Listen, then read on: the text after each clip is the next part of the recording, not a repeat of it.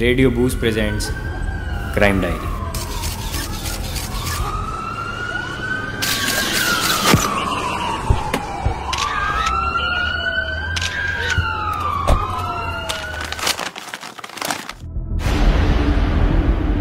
Crime शब्द आते ही हम ऐसा समझते हैं कि इसका वास्ता हकीकत से ना हो तो ही मुनासिब है, और क्राइम या तो किसी के दिमाग की उपज या फिर दिल की चाहत।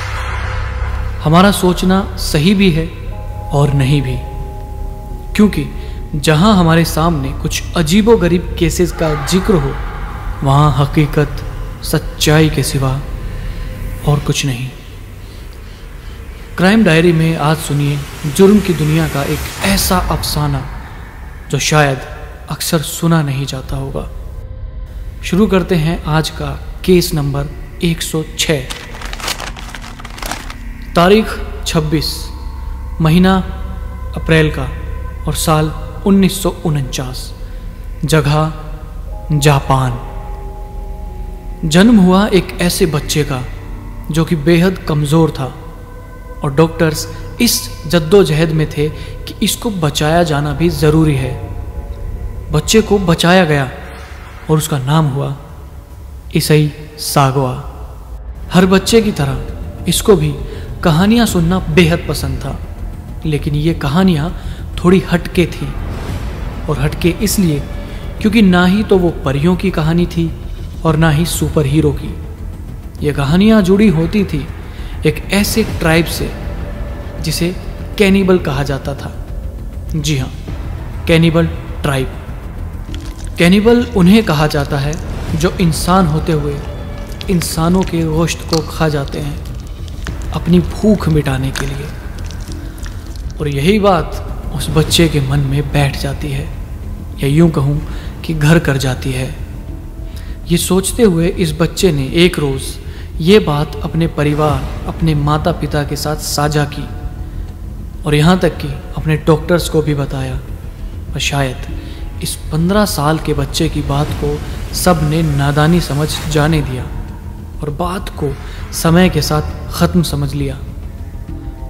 ईसाई सागवा एक दुबला पतला लड़का जिसको 6 साल की उम्र से ही अजीब ख्याल आते थे। शायद ये उसकी सुनी कहानियों की वजह से हुआ। आमतौर पर जब एक लड़का, हम या आप, किसी खूबसूरत लड़की को देखते हैं तो उसके कपड़े, उसकी नाक, नक्श, उसकी सुंदरता की तारीफ करते हैं। लेकिन ईसाई जब लड़कियों को देखता था तो उसे उनके पैरों को खाने का मन करता था, और ये सब बचपन से ही चलता आ रहा था। वक्त के साथ धीरे धीरे जब ये इच्छा बढ़ती चली गई तो 23 साल की उम्र में सागवा को टोक्यो के एक मॉल में एक बेहद खूबसूरत लड़की दिखाई दी। वो उसका पीछा करने लगा। वो पीछा करते करते वो उस लड़की के घर तक जा पहुंचा।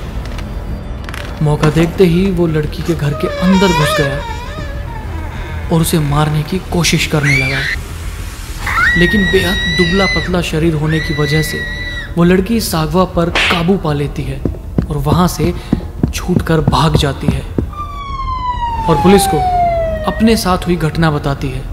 और पुलिस अटेम्प्ट टू रेप की धाराओं पर केस दर्ज कर लेती है। हालांकि सच सबसे छुपा रहा। इसके बाद जब ये बात ईसाई के पिता तक गई, जो कि शहर के जाने माने मशहूर कारोबारी थे, और कंप्लेंट को रफा दफा करवा दिया गया। सागवा को वार्निंग देकर छोड़ दिया गया और परिवार ने ईसाई को शहर के बाहर पढ़ाई के लिए भेज दिया। रात का समय, जगह पेरिस। दो बुजुर्ग पति पत्नी पार्क में झील के किनारे टहल रहे थे। गर्मियों का दिन था और तभी उनकी नज़र पड़ती है एक बेहद दुबले पतले जापानी लड़के पर, जो कि एक टैक्सी से नीचे उतरता है और उसके हाथ में 2 सूटकेस होते हैं। उन सूटकेस को लेकर वो झील की तरफ बढ़ रहा था। जैसे ही वो झील के किनारे पहुंचता है, वो उन दोनों सूटकेस को वहां पर रख देता है और छोड़कर चला जाता है। उस लड़के के जाने के तुरंत बाद बुजुर्ग दंपति सोच में पड़ जाते हैं कि आखिरकार वो इन सूटकेस को या इन बैग को यहाँ पर छोड़कर क्यों गया। वो दोनों उन सूटकेस के पास जाते हैं और उन्हें खोलने की कोशिश करते हैं। जैसे ही वो पहला सूटकेस खोलते हैं, उनके पैरों तले ज़मीन खिसक जाती है, क्योंकि सूटकेस के अंदर जो सामान पड़ा था उसे देखकर उन दोनों की जगह अगर कोई और भी होता तो उसकी भी यही हालत हो गई होती। सूटकेस के अंदर पड़े थे कुछ टुकड़े, इंसानी जिस्म के टुकड़े। और जब उन दोनों ने दूसरे सूटकेस को खोला तो वो हक्के बक्के रह गए, क्योंकि इस सूटकेस में कुछ ऐसा था जिसकी उन्होंने उम्मीद भी नहीं की थी। दूसरे सूटकेस के खुलने के बाद जो सामने आता है, उस सूटकेस में रखा हुआ था लड़की का कटा हुआ सर। डरे सहमे से पति पत्नी तुरंत पुलिस को बुलाते हैं और सारी घटना पुलिस को बताते हैं। पुलिस फिर उस सूटकेस में टुकड़े देखती है, जगह को सील करती है और आगे का प्रोसेस शुरू करती है। अगले 48 घंटे के अंदर टैक्सी ड्राइवर की मदद से उस लड़के को ढूंढ लिया जाता है और पुलिस उस लड़के को पकड़ लेती है।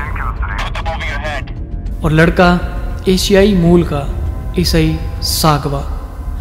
सागवा वहाँ हायर एजुकेशन के लिए आया है।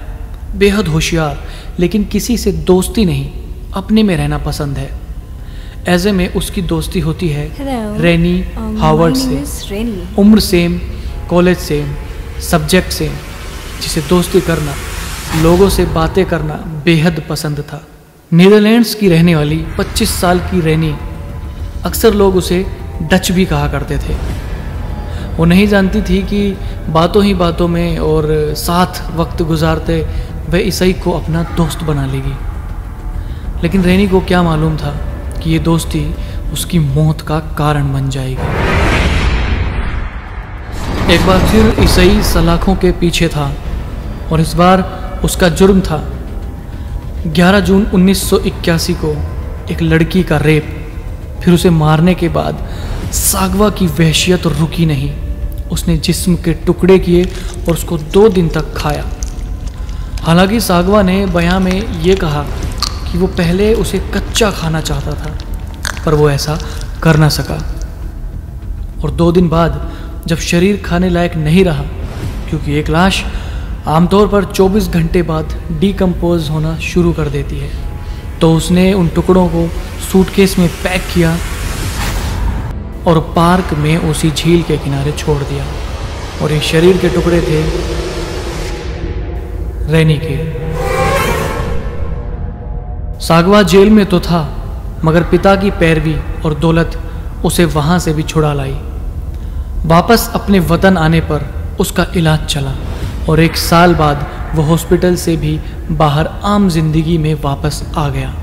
जिसके बाद ईसाई ने 20 पुस्तकें लिखी और उसकी पहली पुस्तक थी इन द फॉग, जापान की सबसे ज़्यादा फेमस, जिसमें उसने कैसे अपनी पहली विक्टिम यानी रेनी हावर्ड को मारा।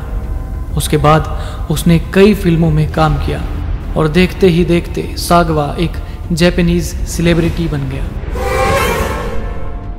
तो ये थी कहानी जापान के उस आदमखोर की जो कि सेलिब्रिटी बन गया।